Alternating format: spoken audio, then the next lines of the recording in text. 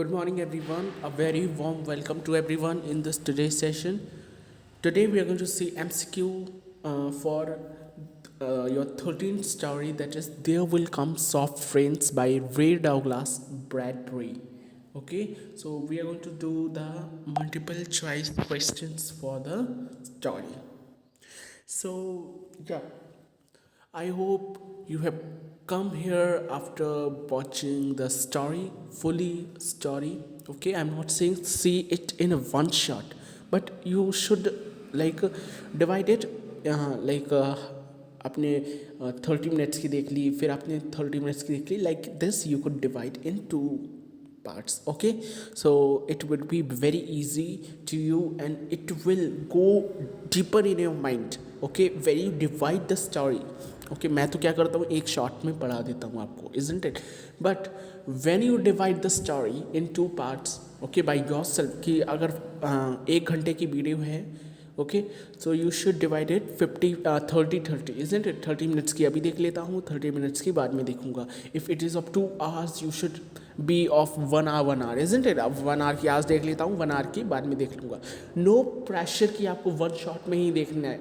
No, one shot में क्यों बनाया है मैंने? वन शॉट में इसलिए बनाया जिससे कि आपको सारा कंटेंट एक बार में मिल जाए, इजंट इट?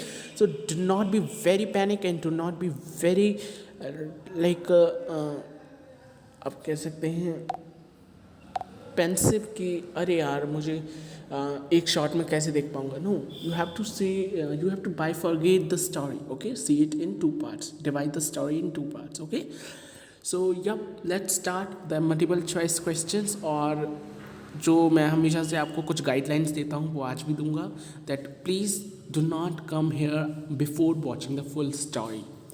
अगर आपने पूरी स्टोरी देख ली है then you have to come here. Okay, पूरी स्टोरी को देखने के बाद, और सिर्फ देखना ही नहीं है, you have to read by yourself as well. ठीक है, बहुत ईजी स्टोरी है, ज़्यादा डिफ़िकल्ट नहीं है. जो डिफ़िकल्ट वर्ड्स हैं वो मैंने आपको बता रखे हैं. You should write on your like present text book, isn't it? So it would be very easy at the time of your board examination. So please, before watching this video, you should know your entire story, your entire story of Ray Douglas, so that it would be very easy to you to answer the following questions. Okay, and second criteria, you have to answer first, then I have to tell you the answer. Okay, so please try to correct your all the answers, because you all know your workbook answers are very easy. They are very very very easy, and when you read the story, you're gonna find this answers in the entire story itself, isn't it? The questions are framed from the storylines itself, so please be very careful about that as well. So yep, let's start. For There Will Come Soft Rains. Okay, first question, very easy question. Okay, everyone can answer the question. Okay, the author of the story There Will Come Soft Rains is, who is the author of the story? Very very very simple, the easiest one. But now it is easiest one, because मैं एक particular story के लिए कर रहा हूँ. But जब आप उस पर देखते हैं किसमें, क्वेश्चन पेपर में, अगर सपोज इसी तरह के 2 क्वेश्चन आ जाते हैं, who is the author of Indigo and who is the author of Atithi, और who is the author of there will come soft rains, और who will be the author of the medicine bag, है ना, तो आप पूरा मतलब क्या हो जाते हैं, डर जाते हैं कि अरे यार इनके ऑथर कौन थे, इजंट इट? तो अभी तो आपको इजी लग रहा है क्योंकि हम एक स्टोरी के पर्सपेक्टिव से कर रहे हैं, ठीक है. बट बाद में आपको टफ लगेगा क्योंकि हम ओवरऑल सिलेबस के पर्सपेक्टिव पे एग्जाम्स में करेंगे, isn't it? So do not wonder कि अरे इतना हलवा क्वेश्चन क्यों दे देते हैं. ये हलवा नहीं है, आगे चल के यही बहुत कन्फ्यूज़ करता है लोगों को, ठीक है. So be very careful about it. So author का नाम बताना है, H.G. Wells, Ray Bradbury, Stephen Leacock and Raja Rao. Who was the author of the story? अभी तो आप लोग बिल्कुल सही आंसर देंगे, okay. But during the examination many of you confuse, क्योंकि मैंने देखा है कि एग्ज़ाम्स में बहुत सारे लोग कन्फ्यूज़ होते हैं कि अरे सर यहाँ तो आंसर दे देते हैं, वहाँ पे आंसर नहीं दे पाते। ओके, सो प्लीज़ आपको हर चीज़ याद रखनी होगी, हर चीज़, ऑथर का नाम, उसके रिस्पेक्टिव स्टोरीज़ का नाम, पोइट का नाम, उसके रिस्पेक्टिव पोइट्रीज़ का नाम, ओके, हर चीज़ आपको याद रखनी होगी। और मैकबेथ में तो स्पीचेस किसने दी हैं वो भी याद रखनी पड़ेगी। क्या मैकबेथ की स्पीच है, लेडी मैकबेथ की स्पीच है, लेड डंकन की स्पीच थी, बैंक्यो की स्पीच है, फ्लेंस की स्पीच है। ओके, ये सब चीज़ें आपको याद रखनी होगी कि फर्स्ट एप्रेशन की स्पीच कौन सी थी, सेकंड एप्रेशन की स्पीच कौन सी थी। इस तरीके की चीज़ें आपको याद रखनी होंगी। Okay, so the answer of this question, okay, एक बार फिर से देख लीजिए कौन थे author. He was Ray Bradbury. Okay, he was Ray Bradbury. So option number B would be the right answer. ठीक है, तो आई होप आपने सही आंसर पे ऑप्ट किया होगा। ठीक है, नेक्स्ट क्वेश्चन से is the poem with the same title there will come soft rains is by, मतलब जो सेम पोएम स्टोरी में बताई गई है, जो कि मैंने पूरी पोएम समझाई थी आपको, इजंट इट। सो वो किसकी पोएम थी? ठीक है, किसकी पोएम थी? Now here comes your presence of mind question. Okay, आपका कितना प्रेजेंस ऑफ माइंड था उस टाइम पे, वो आज मैं चेक करने वाला हूँ इससे। ठीक है, वो किसकी पोएम थी? वॉल्ट विथमैन की, जॉन कीट्स, सारा टेस्टेल एंड विलियम शेक्सपियर। किसकी पोएम थी वो? William Shakespeare. यप, है ना? गलत, विलियम शेक्सपियर की नहीं, सारा टेस्डेल। ओके, ऑप्शन नंबर सी, सारा टेस्डेल इज द राइट आंसर। वो जो आप पोएम पढ़ रहे थे, सेम स्टेटमेंट से, सेम टाइटल से, they will come soft rain, वो सारा टेस्डेल की पोएम थी, जो कि कौन सुन रहा था? चिल्ड्रन सुन रहे थे, इजंट इट? बच्चे सुन रहे थे। It was a kind of rhyme which were going on in the house. Okay, but कौन से बच्चे सुन रहे थे? आइडियल बच्चे सुन रहे थे, isn't it? There were no kids. Next, third question says the story begins with churning of the clock announcing which time, मतलब at the starting of the story, at the beginning of the story, what time was announced by the clock ने कौन सा time announce किया था story के starting में? Yup, it was how much o'clock? 6 o'clock, 5 o'clock, 7 o'clock, 8 o'clock. Yep, it was 7 o'clock. ठीक है, option number C. सो आप जब पहले स्टैंजा पढ़ेंगे, पहली लाइन पढ़ेंगे, सो उधर आता है आपकी स्टार्टिंग की लाइन जो है, तो जो क्लॉक है वो मॉर्निंग के 7 बजे क्लिक करती है, टिकटॉक साउंड को प्रोड्यूस करती है। ओके, और वो सबको उठा रही होती है कि wake up, it is the time of morning. Okay, ideally it was doing that. Okay,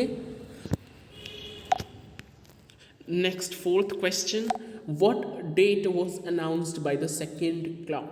second clock के थ्रू कौन सी डेट अनाउंस की गई थी? Very important. ठीक है, यही क्वेश्चन है जहाँ पे थोड़ा सा हिस्टोरिकल पॉइंट ऑफ व्यू दे दिया जाता है, थोड़ा हिस्टोरिकल एक क्रोनोलॉजिकल वे थोड़ा सा यहाँ पे दे दिया जाता है। ओके, जिसपे आप हो जाते हैं, आप अटक जाते हैं, isn't it? And you are not able to answer the questions properly. So that's why I said please go line by line and word by word and explain. I have explained each word. Okay, so please listen each word कि what the time is, what the time want to say, because इस पूरी story में time plays a very very very important role. आप देखेंगे हर थोड़े समय पे, हर स्टैंजा में there is a time. Breakfast time है, स्लीपिंग टाइम है, प्लेइंग टाइम है, स्टडिंग टाइम है, हर समय पे टाइम आ रहा है, क्लीन टाइम है, isn't it? So time plays a very very very important role, और जब इतने सारे टाइम्स आ जाते हैं तो कन्फ्यूज़न तो अपने आप अराइज हो ही जाती है। So please be very very very precautious about it. Okay, so time के बारे में आपको ज़रूर सोचना होगा। ठीक है, फोर्थ में कौन सा टाउन, जब सेकेंड क्लॉक बजी थी तो what was the date basically? Okay, what date was announced? So it was August 5, 2026, July 5th, 2026, August 4, 2026, July 4th, 2026. Very tricky question, right? It's a kind of very tricky question. But please go through the story. If you are stuck in this question, please, I suggest you right now stop this stop the video and go through the story. See what was the second voice, what was the date. Okay, in the second paragraph you will find at the first corner you will find the date. Okay, it was, yep, firstly find there, then come here. Okay, it was August 4th, 2026. Okay, option number C. He said the clock said now today is August 4, 2026. क्या, it was raining outside, है ना, इस तरीके से कहता नहीं है. सो आपको अगर याद नहीं आ रहा है, so please go to the story at once. I know ये थोड़े ट्रिकी क्वेश्चन हैं और ये क्वेश्चन सेम आपके बोर्ड्स में दिखेंगे, ठीक है, तो please be very careful about it. Fifth question says, what did boys repeat about Tilita? Now there is a characters ना, Tilita. Okay, so क्या कहा था क्लॉक ने Tilita के बारे में? Tilita was a person that was there at the time of before the time of revolt से पहले वहाँ पे person रहते थे Tilita. Okay, तो what did the clock said about Tilita? Okay, पर वहाँ पे रिमाइंडर्स लगा दिए थे थोड़े है ना. तो किसी का बर्थडे आ रहा था, किसी की मैरिज एनिवर्सरी आ रही थी, इजंट इट. सो आपको बताना है कि मिस टिलिटा जो थी उनका क्या था. So birthday, marriage anniversary, appointment with the doctor और नॉन ऑफ द अबव. जब यहाँ पे भी आपका प्रेजेंस ऑफ माइंड चेक हो रहा है कि आप कितने अटेंटिव थे during the story. Pick up the question option rapidly. Pick out one option. The option was, it was the marriage anniversary of Miss Tilita, isn't it? So option B would be the right option. It was the marriage anniversary of Miss Tilita. So I hope the question is clear to you. Let's move to the next question. And the next question says, the weather box on the front door से quietly about. मतलब जो weather box है उसने कौन से weather के बारे में बात की गई थी. ओके, जो डोर के सामने वेदर बॉक्स लगा था उसने क्या बोला था. So strong winds, the possibility of rain, the sunny day और द टेम्पेस्ट. टेम्पेस्ट का मतलब होता है स्टॉर्म, ठीक है, तूफान, isn't it. So what the weather box said about the following condition. It would be the strong winds, बहुत तेज हवाएं चलेंगी. Okay, the possibility of rain, बारिश की संभावना है. The sunny day, it being a sunny day today. And the Tempest, या तूफान आएगा. इसमें क्या होगा. सिक्स्थ क्वेश्चन का आंसर दीजिए. बहुत सिंपल है, अगर आपने पढ़ा है तो बहुत सिंपल है. It's the easiest one. So the weather box told about the possibility of rain. ठीक है, so option B would be the right option. ठीक है, जो वेदर बॉक्स है उसने किसके बारे में बताया था, रेन की पॉसिबिलिटी, कि आज रेन हो सकती है, तो अपने आप लोग अम्ब्रेला और रेन कोट्स ले जाइए. ठीक है, isn't it. Next, seventh question says, at what time of the day was the house cleaned. Oh wow, that's a very tricky question, one of the trickiest question it is. Okay, so please, if you read the story very carefully, you're gonna get this question as well. Okay, so I'm again and again saying, please read the line by line explanation I have sent you. Okay, and please go through by yourself as well. Okay, because that's only work. मैं जो पढ़ाऊँगा वो तो work नहीं करेगा. Okay, वो आपको सिर्फ समझाएगा, पर आप जब खुद पढ़ेंगे तो खुद अपने आप ही अपने सारे आंसर्स के सवाल आप जवाब आप दे देंगे. ठीक है, अपने सारे क्वेश्चंस के जवाब आप दे देंगे.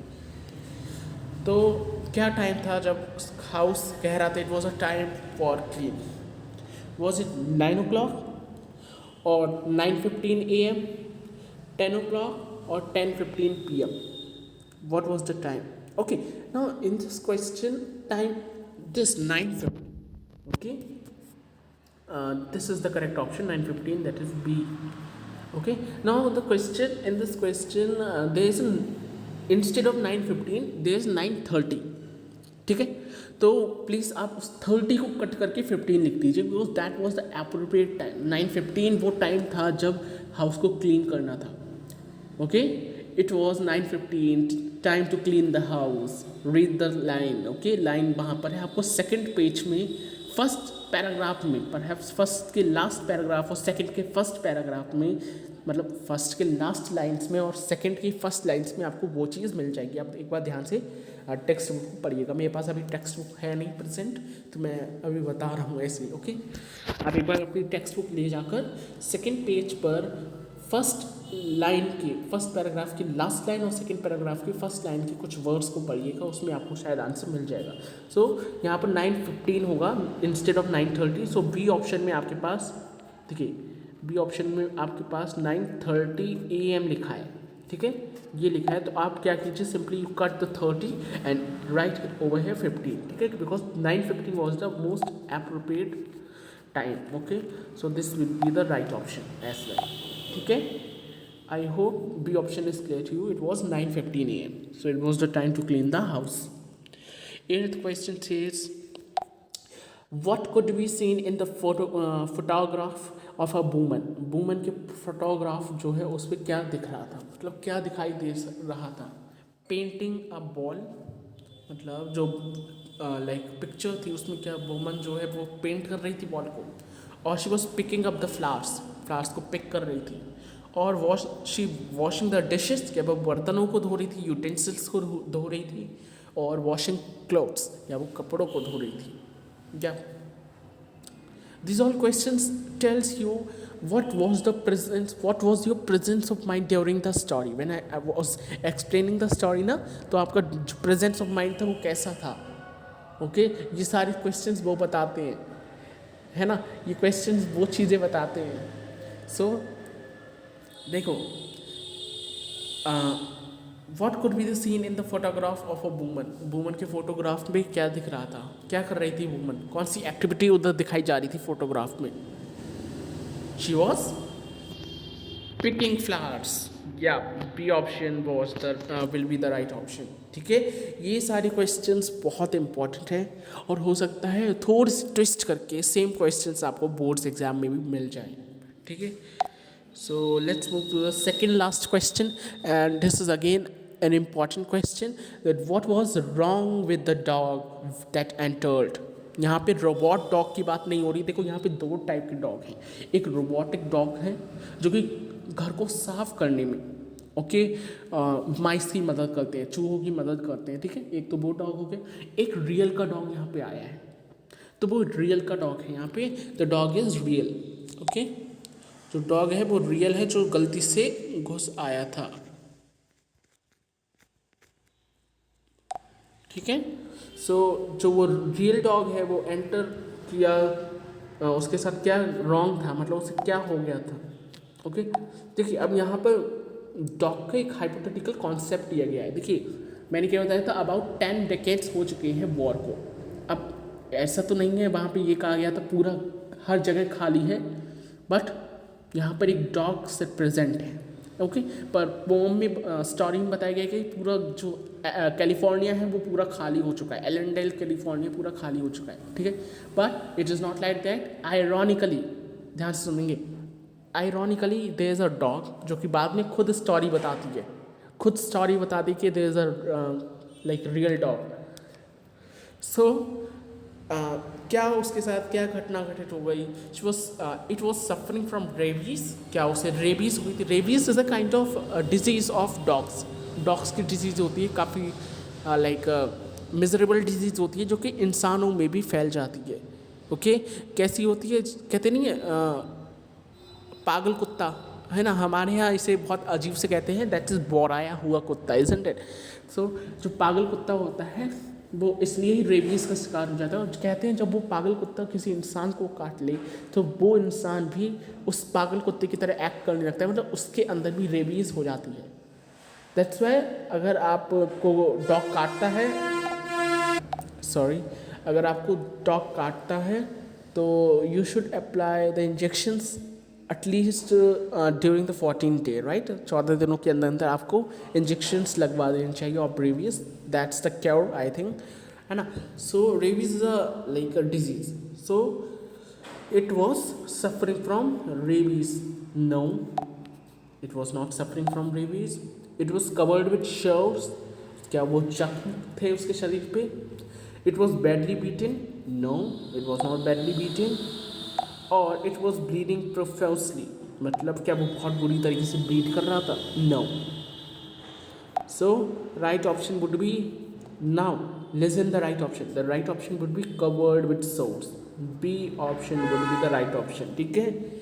कंफ्यूज नहीं होना है बिल्कुल भी, स्टोरी पढ़ेंगे सारी क्वेश्चंस आएंगे, ठीक है। जो डॉग एंटर किया था उससे क्या हो गया था, it was covered with sores, उसके ऊपर जख्म थे बहुत सारे। Last question is where was the incinerator lying. Incinerator क्या होता है भाई, what's incinerator?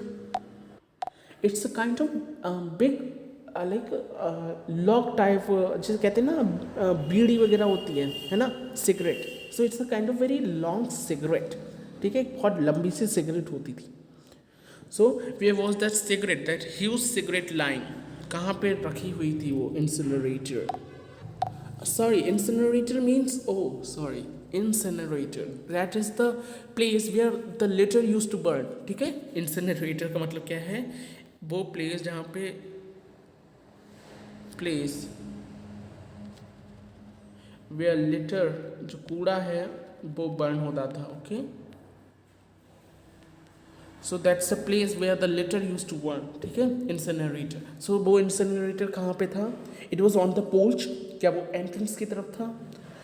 In the kitchen, क्या वो किचन की तरफ था? इन द सेलर, क्या वो सेलर में था? सेलर को कहते हैं आपने सुना है ना तहखाना, इजंट इट, वही होता है सेलर, ठीक है। और इन द बैकयार्ड, क्या वो बैकयार्ड में था? बैकयार्ड मतलब पीछे।